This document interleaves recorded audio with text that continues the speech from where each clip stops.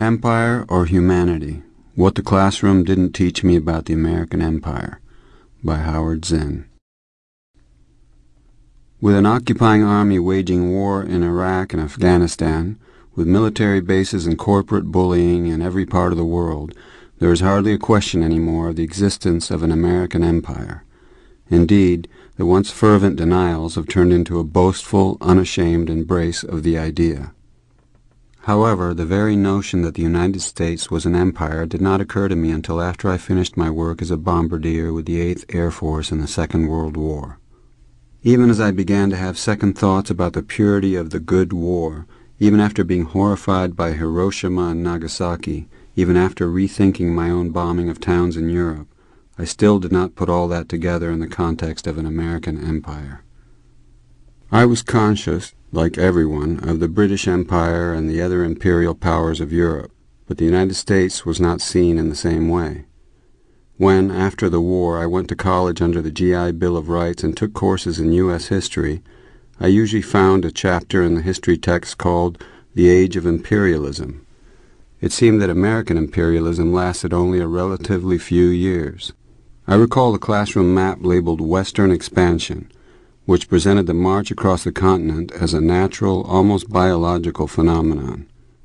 That huge acquisition of land called the Louisiana Purchase gave no hint of anything but vacant land acquired, no sense that this territory was occupied by hundreds of Indian tribes that would have to be annihilated or forced from their homes, what we now call ethnic cleansing. That classroom map also had a section to the south and west labeled Mexican Cession. This was a handy euphemism for the aggressive war against Mexico in 1846, in which the United States seized half of that country's land. The term manifest destiny, used at that time, soon of course became more universal. The violent march across the continent, and even the invasion of Cuba, appeared to be within a natural sphere of U.S. interest. But with hardly a pause after Cuba came the invasion of the Philippines, halfway around the world. The word imperialism now seemed a fitting one for U.S. actions.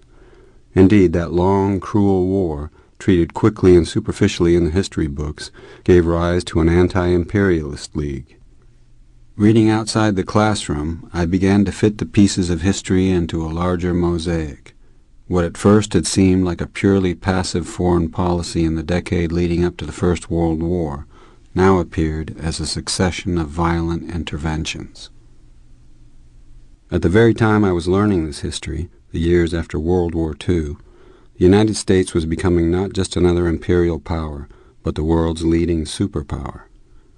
Determined to maintain and expand its monopoly on nuclear weapons, it was taking over remote islands in the Pacific, forcing the inhabitants to leave and turning the islands into deadly playgrounds for atomic tests. When the war in Korea began in 1950, I was still studying history as a graduate student at Columbia. Nothing in my classes prepared me to understand American policy in Asia.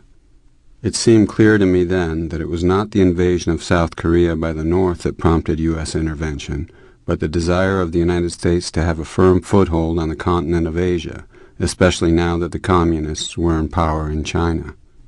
Years later, as the covert intervention in Vietnam grew into a massive and brutal military operation, the imperial designs of the United States became clearer to me.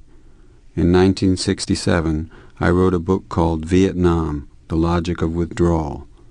By that time, I was heavily involved in the movement against the war. When I read the hundreds of pages of the Pentagon Papers entrusted to me by Daniel Ellsberg, what jumped out at me were the secret memos from the National Security Council. Explaining the U.S. interest in Southeast Asia, they spoke bluntly of the U.S. motives as a quest for tin, rubber, oil. No anti-war movement in the history of the nation reached the scale of the opposition to the war in Vietnam. At least part of that opposition rested on an understanding that more than Vietnam was at stake, that the brutal war in that tiny country was part of a grander imperial design. Various interventions following the U.S. defeat in Vietnam seemed to reflect the desperate need of the still reigning superpower, even after the fall of its powerful rival, the Soviet Union, to establish its dominance everywhere. Was George Bush Sr. heartsick over Saddam Hussein's seizure of Kuwait, Or was he using that event as an opportunity to move U.S. power firmly into the coveted oil region of the Middle East?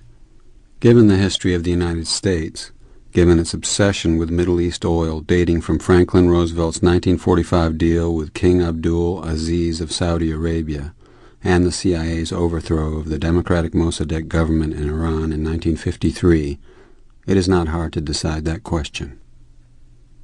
The ruthless attacks of September 11th, as the official 9/11 Commission acknowledged, derived from the fierce hatred of U.S. expansion in the Middle East and elsewhere. Even before that event, the Defense Department acknowledged the existence of more than 700 American military bases outside of the United States. Since that date, with the initiation of a quote-unquote war on terrorism, many more bases have been established or expanded. When I was bombing cities in Germany, Hungary, Czechoslovakia, and France in the Second World War, the moral justification was so simple and clear as to be beyond discussion. We were saving the world from the evil of fascism. I was therefore startled to hear from a gunner on another crew that he considered this an imperialist war. Both sides, he said, were motivated by ambitions of control and conquest. We argued about it without resolving the issue. Ironically, not long after our discussion, this fellow was shot down and killed on a mission. In wars, there is always a difference between the motives of the soldiers and the motives of the political leaders who send them into battle. My motive was to help defeat fascism and create a more decent world, free of aggression, militarism, and racism. As George W. Bush said in his second inaugural address, "Spreading liberty around the world is the calling of our time." The New York Times called the speech "striking for its idealism." We can hardly ask for a more candid, blunter declaration of imperial design, but with assurances that the motive of this influence is benign, that the purposes are noble, that this is quote-unquote imperialism light. The American empire has always been a bipartisan project. Democrats and Republicans have taken turns extending it, extolling it, justifying it. The rhetoric, often persuasive on first hearing, soon becomes overwhelmed by horrors that can no longer be concealed. The bloody corpses of Iraq, the torn limbs of American GIs, the millions of families driven from their homes, in the Middle East and in the Mississippi Delta. Have not the justifications for empire so embedded in our culture and assaulting our good sense that war is necessary for security, that expansion is fundamental to civilization, begun to lose their hold on our minds? Have we not reached a point in history where we are ready to embrace a new way of living in the world, expanding not our military power, but our humanity?